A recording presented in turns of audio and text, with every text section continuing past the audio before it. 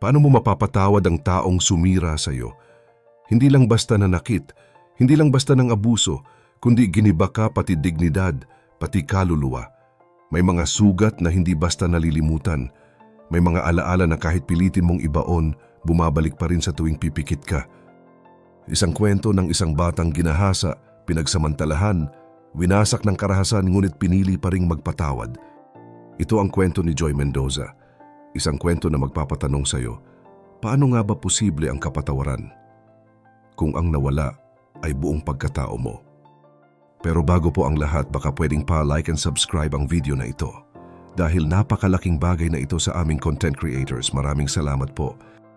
Taong 1990s, tahimik ang gabi sa isang gated community kung saan naroroon ang bahay ng pamilyang Tanchi. Isang maaliwalas na tahanan na kadalasang pinupuno ng dasal, tawanan at kantahan.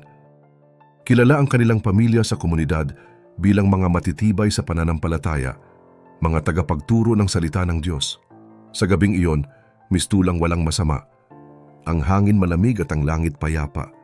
Wala ni isang senyales ng paparating na dilubyo. Sa loob ng bahay nagtitipon ang magkakapatid at mga kaibigan.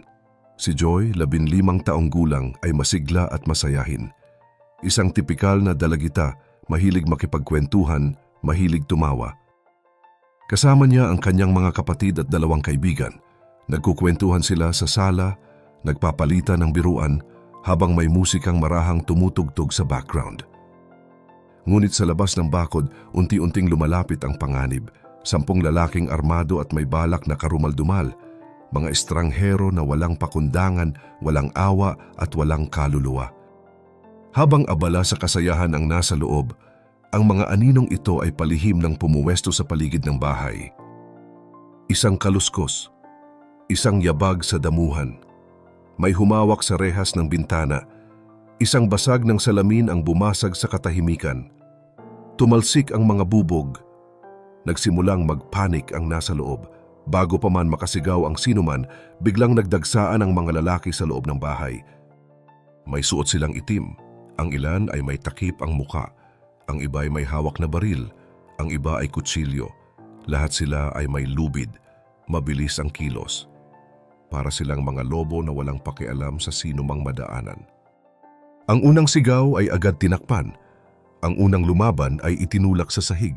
Wala ni isa sa kanila ang nakatakas. Isa-isang itinumba ang mga nasa loob. Ang mga kamay ay itinali gamit ang kung anumang mahagilap sinturon, tali ng kurtina, extension cord. Ang bibig ay tinakpan ng panyo, t-shirt, kung anumang pwedeng makasakal ng sigaw. Mabilis at sistematiko ang kilos ng mga lalaking ito, waring sanay sa ginagawang krimen. Pinaghiwa-hiwalay nila ang mga biktima. Ang mga kapatid ni Joy ay kinaladkad palayo. Ang kanyang mga kaibigan ay hinila sa magkakahiwalay na silid. Habang naririnig ang mga iyak at ungol sa paligid, naramdaman ni Joy ang malamig na dulo ng baril sa kanyang batok. Hindi siya makagalaw. Pinilit siyang tumayo. Pinwersa siyang lumakad. Dinala siya sa sariling silid. Ang kwartong iyon na minsang naging lugar ng panaginip at panalangin ay naging isang madilim na kulungan. May mga posters pa sa pader, may laruan sa sulok, ngunit lahat ng iyon ay nawala ng saysay nang tuluyan siyang itulak sa kama. Hindi siya makapalag. Ang kanyang mga braso ay pinigilan. Ang kanyang mga binti ay pinuwersa. Kasama ang 2 niyang kaibigan, ginahasa sila ng mga lalaki. Hindi isa, hindi 2, kundi 7 sa kanila ang lumapastangan kay Joy. Isa-isa, halinhinan, walang pakundangan. Wala silang sinabi, wala silang awa, para lang silang kumukuha ng bagay na sa tingin nila'y karapatan nila. Ang katawan ni Joy ay tila nawalan ng saysay. Ang kanyang diwa ay naglayag sa kawalan. Hindi siya makaiyak. Ang kanyang mga luha ay tila natuyo sa matinding takot. Ang kanyang paghinga ay mabigat, mabilis, sunod-sunod, ngunit walang makalapit upang iligtas siya. Ang kanyang mga ungol ay nalunod sa katahimikan ng kwarto. Ang bawat segundo ay parang oras, ang bawat galaw ay parang paghihiwa sa kaluluwa niya. Naramdaman niyang tuluyang naghiwalay ang kanyang katawan at isipan. Ang kanyang murang pagkatao ay winasak. Sa gitna ng karahasan, wala siyang kakampi kundi ang panalangin sa loob ng kanyang isipan. Hindi niya maintindihan kung bakit ito nangyayari.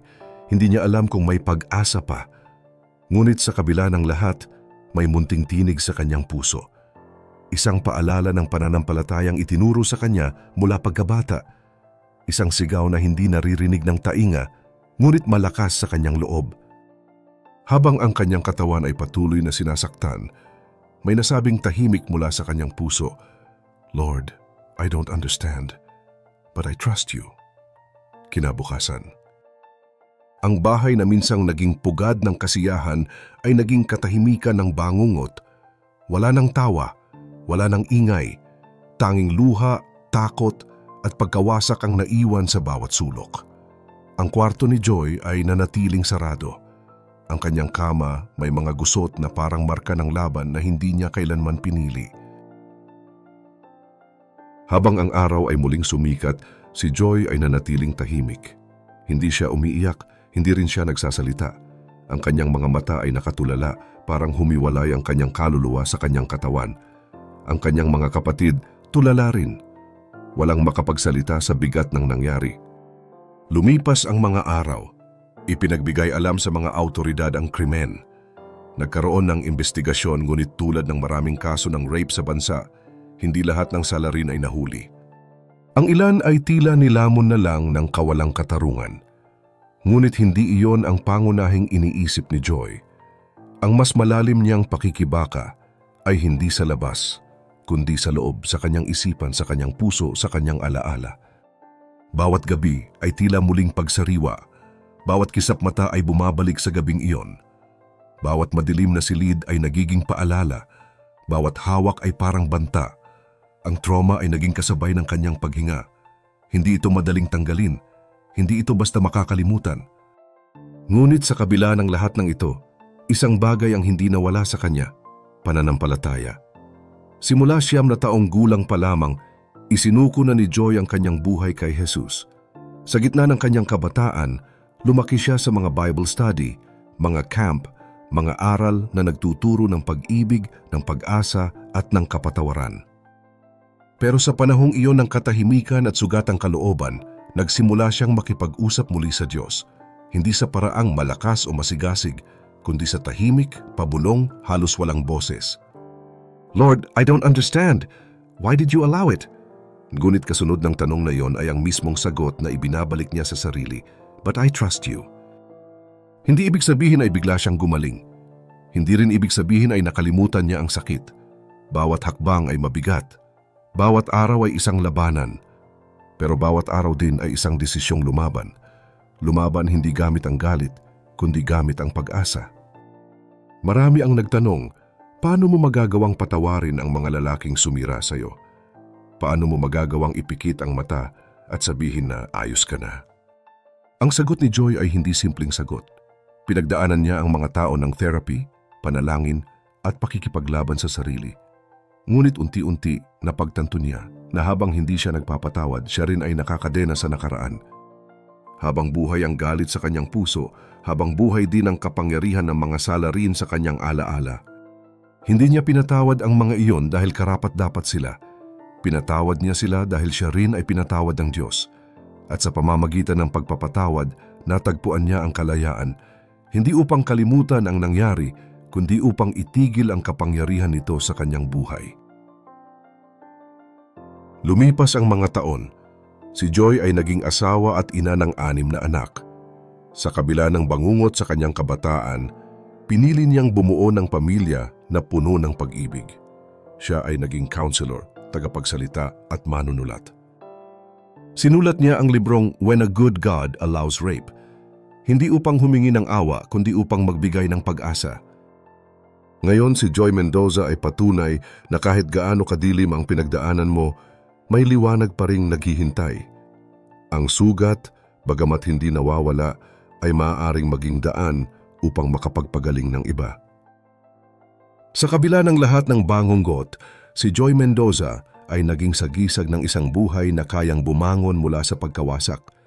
Sa bawat luhang tumulo noon, ngayon ay may layuning iniluwal. Sa bawat sigaw ng sakit, ngayon ay may tinig ng pag-asa para sa mga kagaya niyang biktima. Hindi naging madali ang daan, hindi agad nawala ang sakit, pero pinatunayan ni Joy na posible ang paghilom, posible ang kapatawaran, posible ang panibagong simula. At kung ikaw man ay dumaan sa kadiliman o may kakilalang may sugat na pilit tinatago, alalahanin mong hindi ka nag-iisa. May Diyos na nakikinig, may pag-asa, may liwanag sa likod ng bawat gabi. Kung nakaantig sa iyo ang kwento ni Joy Mendoza, huwag kalimutang i-like ang video na ito. I-share mo na rin para makarating sa mga taong kailangang makarinig ng mensaheng ito. At tandaan, anumang lalim ng sugat, may paghilom, at kahit gaano kadilim ang nakaraan, hindi ito hadlang sa kinabukasan.